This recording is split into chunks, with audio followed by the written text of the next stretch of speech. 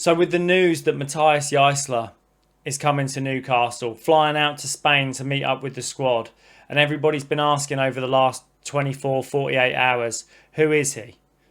I want to ask today why. Why Matthias Jaissle? What have Newcastle seen in this young manager that makes them believe he's the right fit, the right mould? What makes him the perfect candidate to take this team forward in a new direction? And I've spent the last 24 hours watching interviews, reading articles, going through his background to get a better understanding of him as a man, him as a footballer, and him as a manager. And I want to share that with you and give you my perspective on why I believe Newcastle have chosen Matthias Jaissle to take us forward. If you're new around here, I'm Adam. This is Two for Joy. Get down there, like, hype, subscribe, do all the good things. But most of all, hit me up in the comments. I want to know your opinion. After seeing Eddie Howe and the backroom staff walk away from this project and leave us in a situation where 3 weeks' time we're going to be starting the Premier League, do you believe that this manager, off the back of the information I'm about to tell you, has the ability to come in and turn the tide for Newcastle? Otherwise, let's get into it.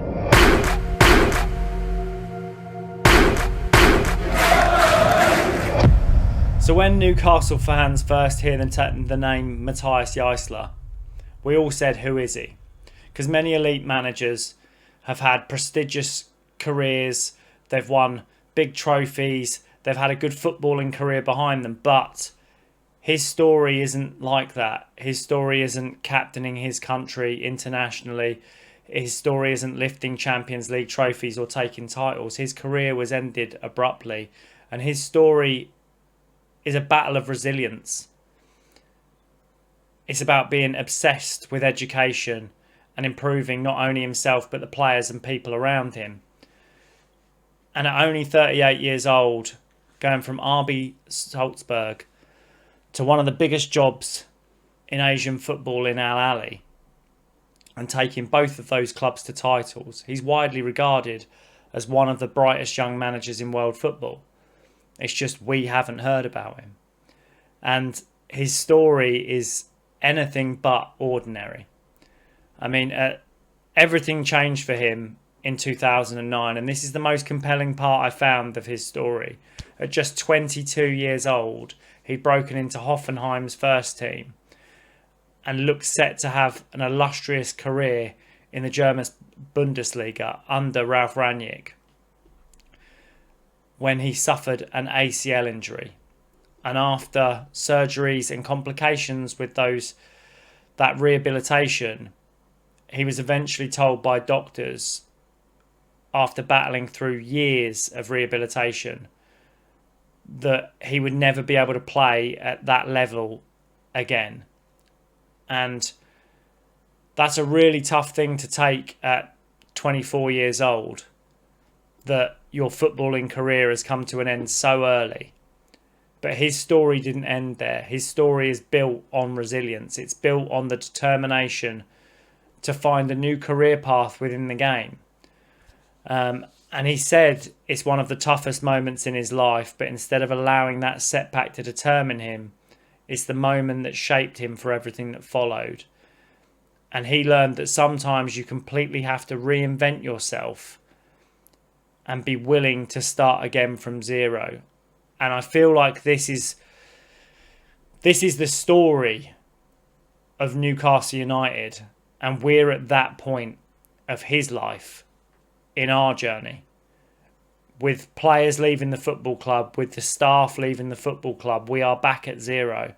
And everything seems bleak at the moment, but this guy's been through it. He's been through it and come out the other side. And reinventing himself is one of the key things, because retirement wasn't something that he was willing to do.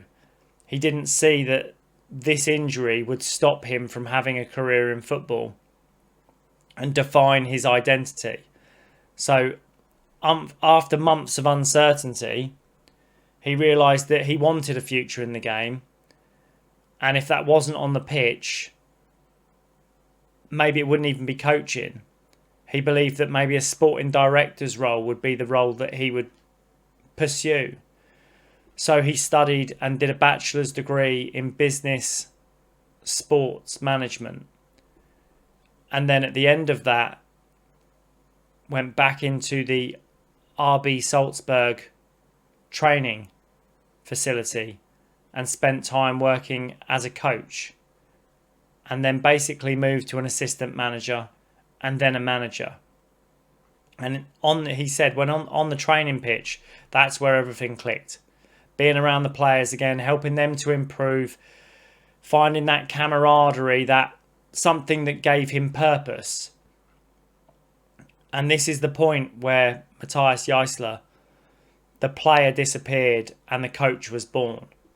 And I think this is a really important point, because we've seen these poignant moments throughout Newcastle's history. I think to Joel Linton when he came in and things didn't work and he had to reinvent himself, and he went from a flop to a success story. And I believe that being around coaching and development from such a young age, from 24 years old, looking at reinventing yourself, now at 38, when people say he's a young manager, he's relatively inexperienced. He's had over a decade of experience coaching, bringing himself through the ranks to reach these levels. And he's already worked at 2 clubs where he's won back-to-back titles.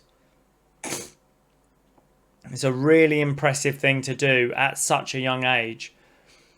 And if you look at the influence of him and the people that had influence through his career, you don't have to look very far. At Hoffenheim, he played under Ralf Rangnick, and Ralf Rangnick was one of the architects of the modern pressing style, his attention to detail, letting every player know exactly where they should be in every situation, both in training sessions and in matches. And this is implemented by Yisler. The level of preparation is something that he's carried throughout his career.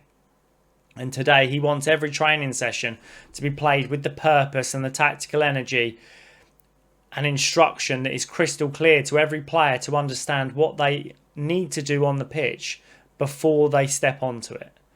And I think this is, we hear a lot of coaches talk about their intense tactical styles and being detailed, but when you watch him as a person, when you watch him speak, you can see that he speaks with passion. You can see that he's knowledgeable about the game. He has an aura around him that I think players will buy into. And it's not a carbon copy of Ralf Rangnick, but it definitely has the Red Bull blueprint written all over it. His teams press aggressively. They win the ball back quickly. They play with intensity, but he has a greater flexibility when it comes to tactics. And his sides are comfortable dominating possession and adapting to each situation based on who they're playing against and having the ability to control possession rather than relentless pressing. It's the thing that most impresses me with the way his teams play football. And he combines that with exciting, intelligent, tactical, technical footballing.